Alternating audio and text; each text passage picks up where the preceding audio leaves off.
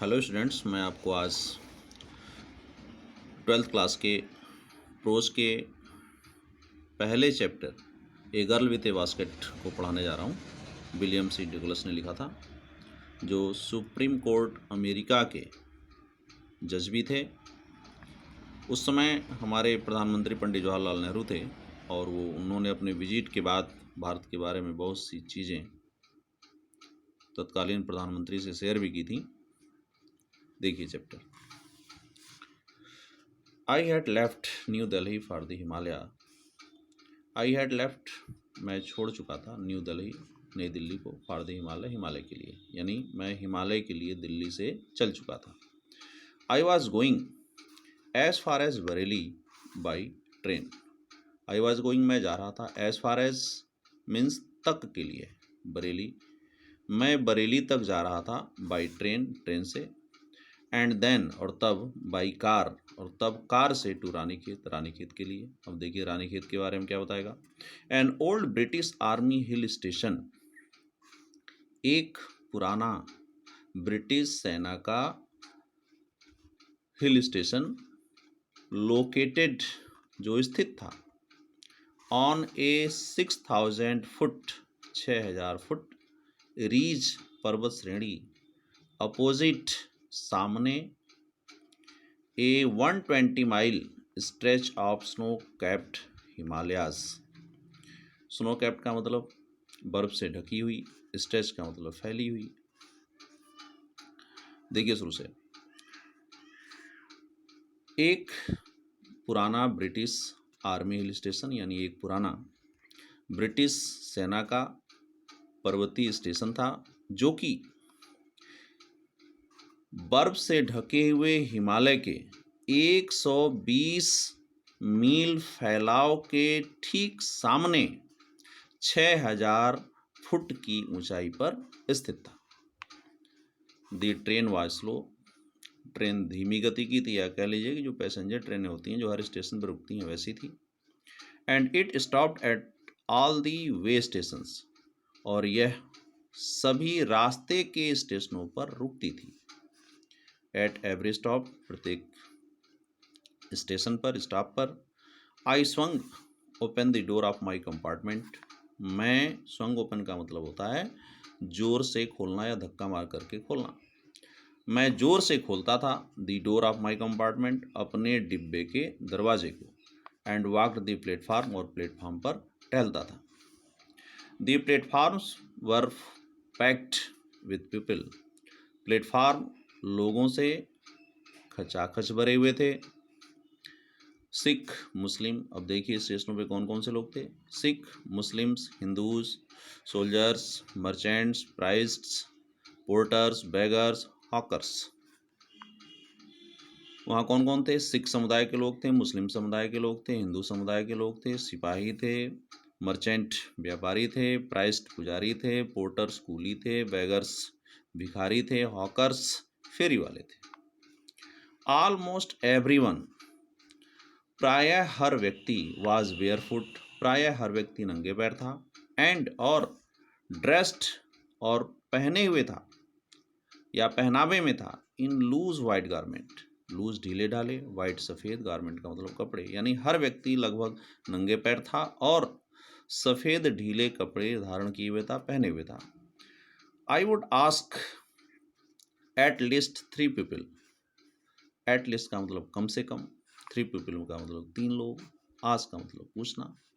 कह रहा है कि मुझे कम से कम 3 लोगों से पूछना पड़ता था, before I could find one, इससे पहले कि मैं पाता, वन, एक व्यक्ति को, हु स्पोक इंग्लिश, जो इंग्लिश बोल लेता हो, यानी जो व्यक्ति इंग्लिश बोल लेता हो, ऐसे व्यक्ति को पाने से पहले मुझे कम से कम 3 लोगों से पूछना पड़ता था। We would talk world affairs, हम सांसारिक मामलों या संसार के मामलों के बारे में बातचीत करते थे, अफेयर्स का मतलब मामले। एंड एवरी मेजर टॉपिक, और प्रत्येक मुख्य बिंदु पर, the news of the day produced, जो उस दिन का समाचार पत्रों में मुख्य समाचार हुआ करता था, उस बारे में बात करते थे और सांसारिक मामलों के बारे में बात करते थे। प्रोड्यूस उत्पन्न होना, यानी जो अखबार में उस दिन जो न्यूज़ निकलती थी उसके बारे में बात करते थे। इन दिस वे, इस प्रकार से, आई वॉज ट्राइंग, मैं प्रयास कर रहा था, to get a feel of the pulse of the nation. Nation का मतलब राष्ट्र, पल्स का मतलब नब्ज होती है, फील का मतलब महसूस करना, ट्राइंग का मतलब प्रयास करना। इस प्रकार मैं राष्ट्र की नब्ज टटोलने की कोशिश कर रहा था। किस प्रकार की नब्ज टटोलने की कोशिश कर रहा था? Checking opinion against official attitude and reports. Checking, निरीक्षण कर रहा था, चेक कर रहा था। ओपिनियन, विचारधारा को, दृष्टिकोण को, अगेंस्ट, के विरुद्ध, ऑफिशियल, कार्यालयी, एटीट्यूड्स, दृष्टिकोण, एंड रिपोर्ट्स, और रिपोर्ट की, यानी मैं कार्यालयी दृष्टिकोण और रिपोर्ट के विरुद्ध लोगों की विचारधारा को चेक कर रहा था। The route lay through one of the richest of India's agriculture area. Route यानी रास्ता, ले थ्रू होकर के गुजरता था, वन ऑफ द रिचेस्ट, सबसे अधिक उपजाऊ में से एक, of India's agriculture areas, Bharat के कृषि क्षेत्र के, यानी भारत के कृषि क्षेत्रों के सबसे उपजाऊ क्षेत्रों में से एक से होकर के यह रास्ता गुजरता था। कौन सा रास्ता? दिल्ली से जो ये बरेली आ रहे थे वो वाला रास्ता। This was the plain of the upper Ganga river. यह ऊपरी, अपर गंगा रिवर का मतलब ऊपरी गंगा नदी का समतल भाग था। प्लेन का मतलब समतल। और कैसा था देखिए, 1000 फीट एबव सी लेवल, 1000 फुट ऊंचा, किससे? सी लेवल यानी समुद्र की सतह से, यानी समुद्र की सतह से 1000 फीट ऊंचाई पर था। बट लेकिन ट्रॉपिकल, लेकिन उष्ण कटिबंधीय था। ट्रॉपिकल का मतलब उष्ण कटिबंधीय। The Ganga was brown silt, Ganga भूरे रेत के कलर की थी। सिल्ट का मतलब समझ रहे हैं, नदियों से जो पानी आता है उसमें जो मिट्टी बह के आती है, जिसे आप रेत भी कह लेते हैं, जो भूरे कलर की होती है, उसी सिल्ट की बात कर रहे हैं। Swollen with flood waters. Flood का मतलब बाढ़ होता है, वाटर्स का मतलब पानी, स्वलन का मतलब उभरी हुई, भरी हुई। स्वलन विथ फ्लड वाटर्स, जो बाढ़ के पानी से क्या? उभरी हुई थी। इट्स ओवरफ्लो, इसका उफान, inundating thousands of acres of rice, इसका उफान, इनंडेटिंग, ढके हुए था, thousands of acres of rice, rice का मतलब ये धान के खेत में जो पौधे लगे होते हैं, धान के पौधों को, उनको, यानी धान के खेतों को, वो भी कितने? हजारों एकड़, हजारों एकड़ धान के पौधों को वे क्या थी? उसकी उफान ढके हुए थी। To the north were jungles, उत्तर में जंगल थे। अब जंगलों की विशेषता देखिए क्या थी? Great expanses of grass higher than a man's head. Great expanses, बहुत बड़े बड़े प्रसार, फैलाव, ऑफ ग्रास, घास के, हायर देन, से ज़्यादा ऊंचे, ए मैंस हेड, एक आदमी के सिर से, यानी एक आदमी के सिर से भी ज़्यादा ऊंचे घास के फैलाव थे। And unbroken except for an occasional clump of trees। And unbroken, unbroken का मतलब लगातार, बिना टूटे, क्रम। एक्सेप्ट सिवाय, फॉर एन occasional का मतलब आकस्मिक, क्लम्प का मतलब झुंड, ऑफ ट्रीज का मतलब पेड़ों की, यानी अचानक पड़ने वाले पेड़ों के झुंड के सिवाय एक आदमी के सिर के ऊंचे, सिर से भी ज़्यादा ऊंचे बड़े बड़े घास के फैलाव थे। और ये ट्रीज की विशेषता देखिए, जो पेड़ों का झुंड था। दी होम ऑफ टाइगर्स, ये जो पेड़ थे वो क्या थे? बाघों के घर थे। एलिफेंट्स, हाथियों के घर थे। पैथन्स, अजगर के घर थे। एंड कोबराज, और काले नागों के घर थे। एवरीवेयर, हर जगह। एल्स, अन्य, यानी हर जगह अन्य, यानी अन्य हर जगह।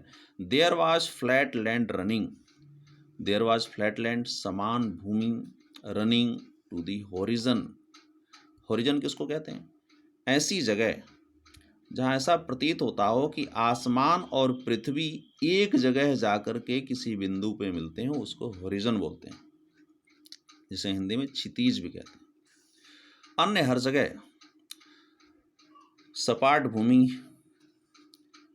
क्षितिज तक दौड़ती हुई प्रतीत होती थी, बट लेकिन डॉटेड हियर एंड देयर, लेकिन कहीं कहीं पर बिंदुवत थे क्या, by the sacred banyan tree, पवित्र बरगद के पेड़, और by rows of pakur trees, या पाकड़ी के पेड़ों की पंक्तियां, रोज का मतलब पंक्तियां।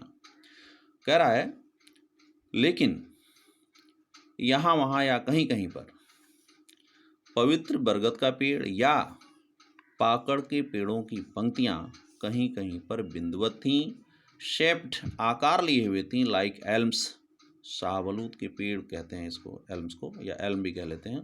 शेप्ड आकार लिए हुए थे, लाइक एल्म्स यानी एल्म के पेड़ों की तरह। एंड और हैविंग थिक ट्विस्टेड ट्रंक्स, और थिक का मतलब मोटा हो गया, ट्विस्टेड का मतलब ऐंठा हुआ, मुड़ा हुआ, ट्रंक का मतलब तने, और उनके तने कैसे थे, मोटे मुड़े हुए तने वे धारण किए हुए थे। कौन, जो पकड़ी के और बरगद के पेड़ थे वो। Hot humid air was moving in from the south west, hot गर्म, ह्यूमिड नम, एयर हवा, वाज मूविंग गति कर रही थी, यानी गर्म नम हवा बह रही थी, in from the south west. Moving इनका मतलब देखिएगा अंदर आ रही थी, चूंकि ये ट्रेन में बैठे थे, तो दक्षिण पश्चिम से गर्म और नम हवा अंदर आ रही थी।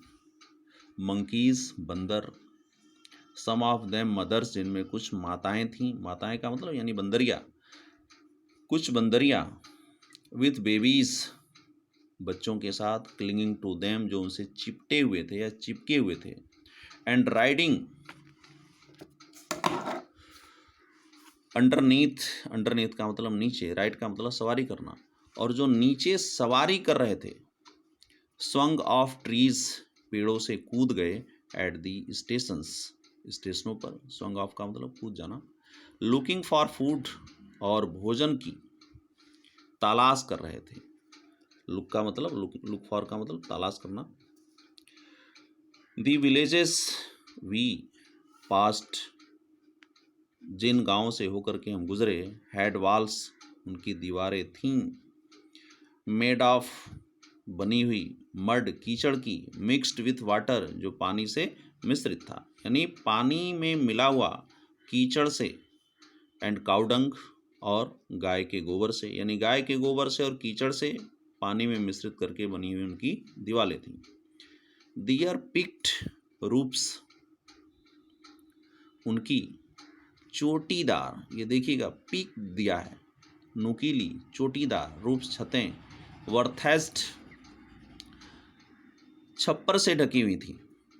अब देखिए थेस्ट की व्याख्या देखिए, बंडल्स ऑफ ग्रास, घास के बंडल यानी गठरी, टाइड टू बम्बू पोल्स, बांस के खंभों से बंधी हुई थी, स्ट्रेच अक्रॉस द रैफ्टर्स, रैफ्टर का मतलब बल्लियां, स्ट्रेच का मतलब फैली हुई, जो बल्लियों पर फैले हुए थे, कौन, बांस के खंभे, और उन खंभों पर पहले बल्लियां, बल्लियों के ऊपर बांस के खंभे, और बांस के जो खंभे थे उनके ऊपर घास की गठरी बंधी हुई थी।